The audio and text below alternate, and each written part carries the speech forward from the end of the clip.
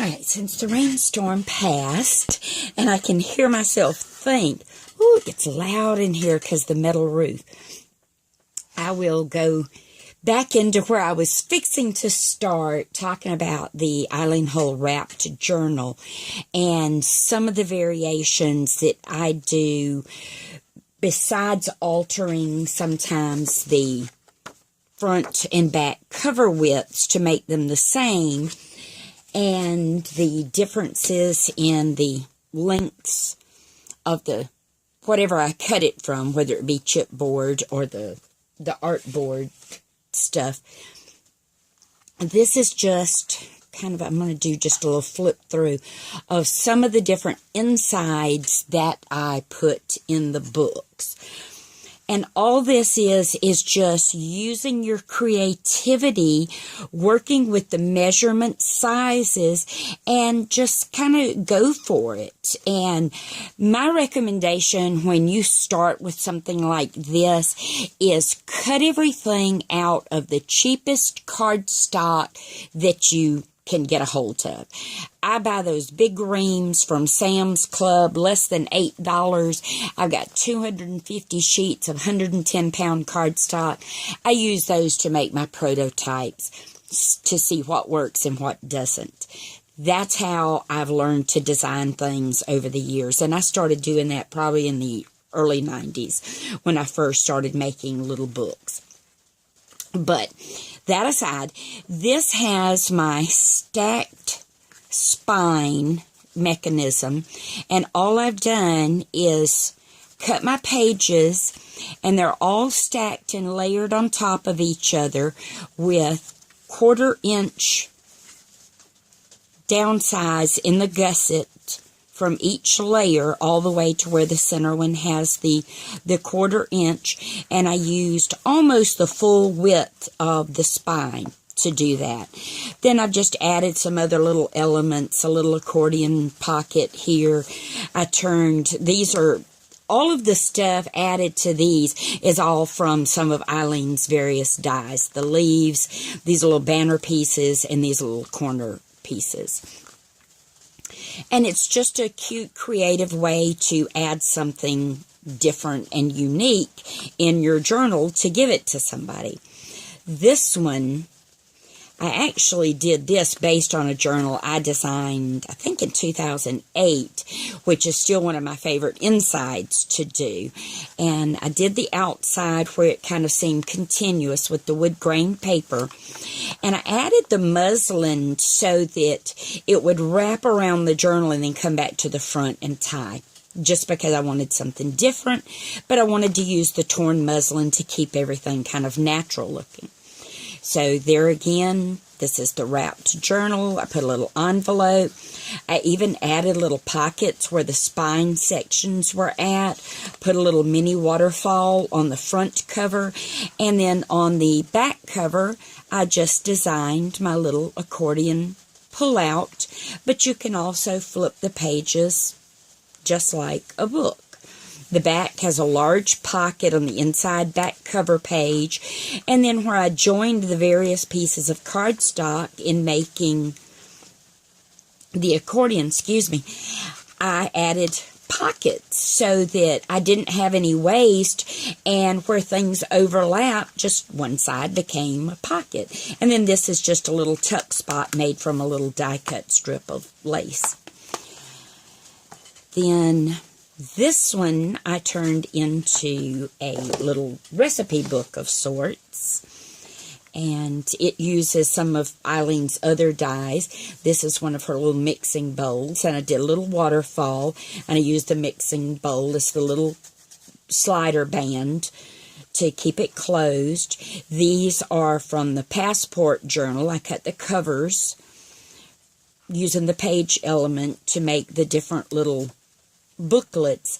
And then on the inside, this is another Sizzix die, but this is one of Eileen's little tag dies, and I just made little pockets out of the envelopes so that you could tuck other things in there. Made a belly band. The file folder is another Sizzix die. This is from one of Eileen's sets, and this is Eileen's little tag. So it's filled with yummy goodness from Eileen Hull, and just the way I designed the little book. This is another recipe book, just uses a little different look on the inside. And the little signatures are actually sewn in, because when you cut the page element for the passport die, it punches these little holes for you.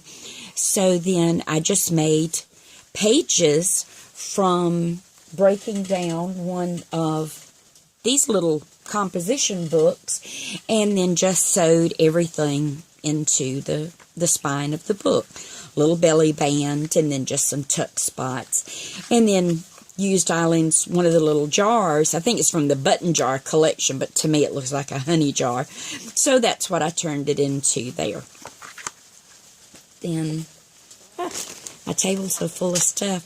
This is one that I decided to paint on. And now this is made from this artboard stuff. It's like the double thickness of poster board. But it has a wonderful finish on it.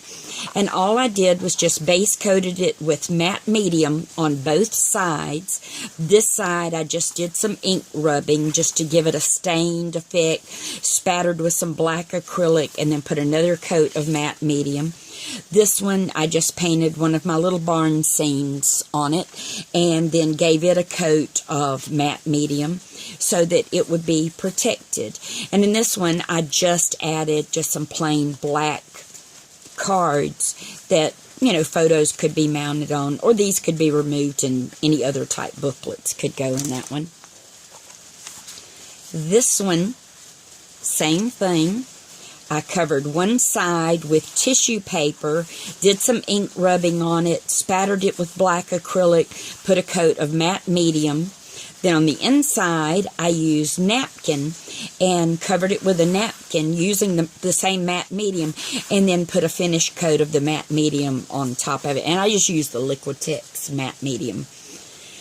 And then added, this is from Eileen's, I don't remember names of sets, but it's the little corner piece. I think it's called a photo corner, but I use it for so many different things besides photos.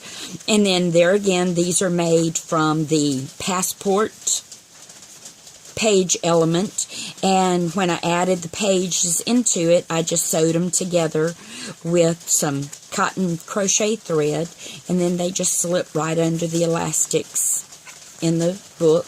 And then on this one here, I added a little envelope on the intersection, and then to be the closure, I put another one of those little photo corner pieces, and then the little tab just sticks down in there to become the closure. So, with all that being said, for using the die kind of in a normal mode, this is how it turned out when I turned it into a laminated journal. And now, mind you, this is just the 12-inch length because I used double-sided cardstock. And once you laminate it, it's very durable. I added a pocket on the front cover, added a pocket on the back cover.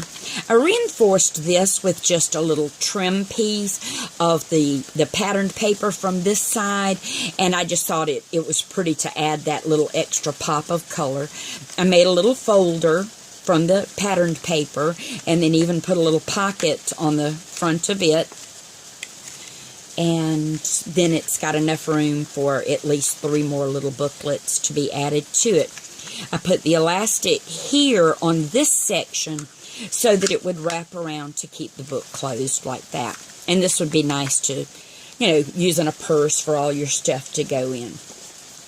This one was cut from same 22-point chipboard, 11-inch piece of cardstock, added the scoring where it needed to be, and I turned it into a little purse. All I had to do was just add the sides.